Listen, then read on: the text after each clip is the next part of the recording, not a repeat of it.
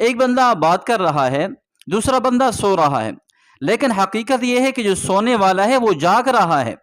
لیکن اپنے آپ کو سوتا ہوا بنا کر دوسرے کی بات سننے کی کوشش کر رہا ہے۔ اب جو بات کرنے والا ہے وہ تو یہی سمجھتا ہے کہ یہ بندہ سویا ہوا ہے، اس کو کسی چیز کا علم نہیں ہے، اور جب سے موبائل آیا ہے تو بہت سی باتیں اور خرابیاں ایسی ہیں جو عوام میں پائی جاتی ہیں۔ تو اس لیے ایک تو سب سے بڑا مسئلہ جو آج موبائل کے حساب سے ہے وہ یہ ہے کہ کسی کی چھپ کر بات سننا، یعنی کوئی بندہ کال کر رہا ہے، فون کر رہا ہے، اس کی چھپ کر باتیں سننا۔ تو میں انشاءاللہ آج اس مختصر ٹاپک میں آپ کے سامنے اس موضوع پر گفتگو کروں گا کہ ایک بندہ کال کر رہا ہے، فون کر رہا ہے، اس کی بات سننا چھپ کر، یعنی کہ پوشیدہ طور پر اس کی بات سننا کیسا ہے، جائز ہے یا نہیں ہے۔ اور اسی طرح کی اور کچھ بیماریاں ایسی ہیں جو ہمارے اندر پائی جاتی ہیں کہ ہم لوگوں کے عیب تلاش کرنے کی کوشش میں رہتے ہیں، اور خاص طور پر جو موبائل کے حساب سے ہیں، میں انشاءاللہ آپ کے سامنے عرض کروں۔ ایک بات تو یہ ہے کہ ایک بندہ آپ کا پڑوسی ہے، اب پڑوسی ہونے کے ناطے اگر وہ باتیں کرتے ہیں، آپس میں گھر میں ایک دوسرے کی باتیں ہوتی رہتی ہیں، تو دوسرے پڑوسی کے لیے جائز نہیں ہے کہ چھپ کر اپنے پڑوسی کی بات سنے۔ مثال کے طور پر آپ کی دیوار کے ساتھ کسی اور کا گھر ہے، وہ دوسرا بندہ اپنے گھر میں باتیں کر رہا ہے، عورتیں ہیں، مرد ہیں، گھر والے ہیں، باتیں کر رہے ہیں، تو ان کی باتوں کو سننا یہ حرام ہے، اس کو تجسس کہتے ہیں۔ اللہ تعالیٰ نے تجسس سے روکا ہے کہ اے مسلمانوں، کسی کے عیب تلاش نہ کرو، کسی کی خفیہ راز، خفیہ باتیں تلاش کرنے کی کوشش نہ کرو۔ تو اس لیے پڑوسی کی بات کو سننا ناجائز اور حرام ہے۔ ہاں، اگر کوئی ایسی بات نہ چاہتے ہوئے آ جائے کانوں تک تو اس کو بھلانا اور اس کو یعنی کہ اس کو اپنے ذہن تک نہ بٹھانا یہ ہمارے لیے ضروری ہے۔ اور اسی طرح ایک بندہ بات کر رہا ہے، دوسرا بندہ سو رہا ہے، لیکن حقیقت یہ ہے کہ جو سونے والا ہے وہ جاگ رہا ہے، لیکن اپنے آپ کو سوتا ہوا بنا کر دوسرے کی بات سننے کی کوشش کر رہا ہے۔ اب جو بات کرنے والا ہے وہ تو یہی سمجھتا ہے کہ یہ بندہ سویا ہوا ہے، اس کو کسی چیز کا علم نہیں ہے۔ مثلا دو بندے بیٹھے ہیں کسی کمرے میں، ایک بندہ سو گیا ہے، دوسرا بندہ یعنی کہ فون پر کسی سے بات کر رہا ہے یا ویسے کوئی بات کر رہا ہے۔ اب یہ جو سویا ہوا بندہ ہے حقیقتاً یہ جاگ رہا ہے، لیکن اپنے آپ کو سویا ہوا بنا کر دوسرے کی بات سن رہا ہے۔ تو ایسا عمل کرنا کہ سوتا ہوا بنا کر دوسرے کی بات سننا، راز تلاش کرنے کی کوشش کرنا، اس کی بات سننے کی کوشش کرنا ناجائز اور حرام ہے، ایسا بالکل نہیں کرنا چاہیے۔ اور اسی طرح بعض لوگ ایک دوسرے کے دوست ہوتے ہیں، تعلق داری ہوتی ہے، ایک بندے نے کسی کو اپنا موبائل دیا، اب اس کو پتہ ہے کہ اس موبائل میں میرے اس دوست کی خاص تصاویر کھڑی ہیں، کوئی خاص باتیں کھڑی ہیں، گھر کی تصاویر ہیں، تو ایسی تصاویر کو دیکھنا بھی ناجائز اور حرام ہے، اخلاقی طور پر بھی۔ اور اللہ تعالیٰ نے یہ بھی بیان فرمایا ہے کہ وَلَا تَجَسَّسُوا، کسی کی خاص باتیں، کسی کا عیب تلاش کرنے کی کوشش بھی نہ کرو۔ تو اس لیے آپ کے پاس کسی کا موبائل آیا ہے، اس میں خاص تصاویر ہیں، ان کے گھر کی تصاویر ہیں، تو ان کو تلاش کرنا، ان کو دیکھنا ناجائز اور حرام ہے۔ اور اسی طرح ایک بندہ بات کر رہا ہے، اس کی بات کو سننا توجہ سے کہ اس کا عیب مجھے مل جائے تاکہ میں اس کو رسوا کروں،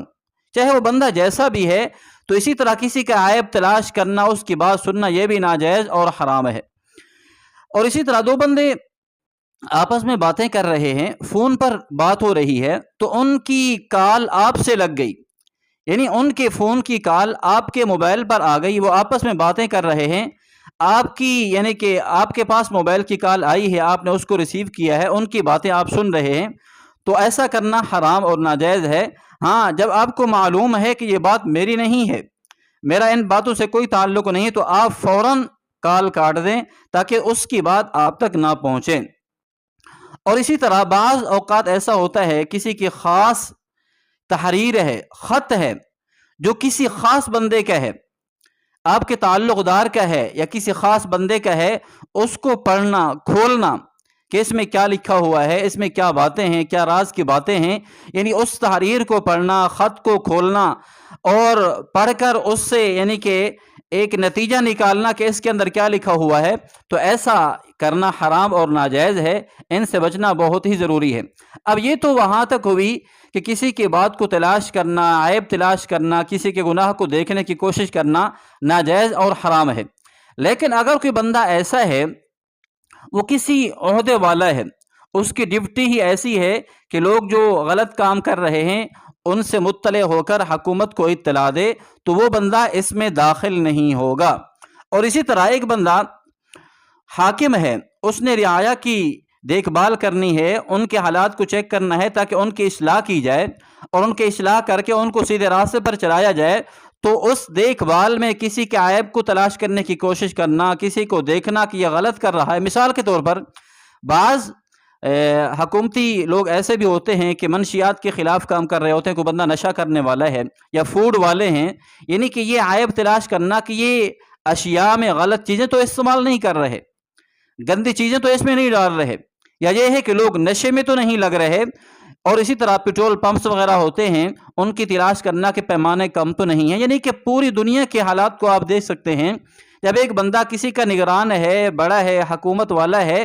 اس کا اس طرح کے عیب تلاش کرنا یہ تجسس میں داخل نہیں ہے، بلکہ اس کی ذمہ داری ہے وہ ان چیزوں کو کنٹرول میں لے اور ان کی کنٹرول کرنے کے بعد آگے اطلاع کرنے کی کوشش کریں۔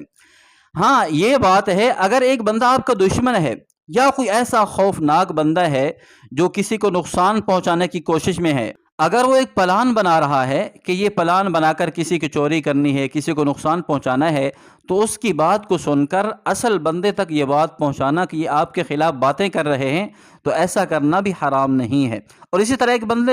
ایک بندے نے مزدور رکھے ہوئے ہیں کسی کام کے لیے، اس کا کوئی کام ہے، کوئی فیکٹری ہے، تو اس میں جو ملازم ہیں ان کی دیکھ بھال کرنا، اگر چھپکے سے بھی کوئی بات تلاش کرنی ہو کہ یہ کام صحیح کر رہے ہیں یا غلط کر رہے ہیں، میرا نقصان تو نہیں ہو جائے گا، تو ایسی باتیں تلاش کرنا جائز ہیں،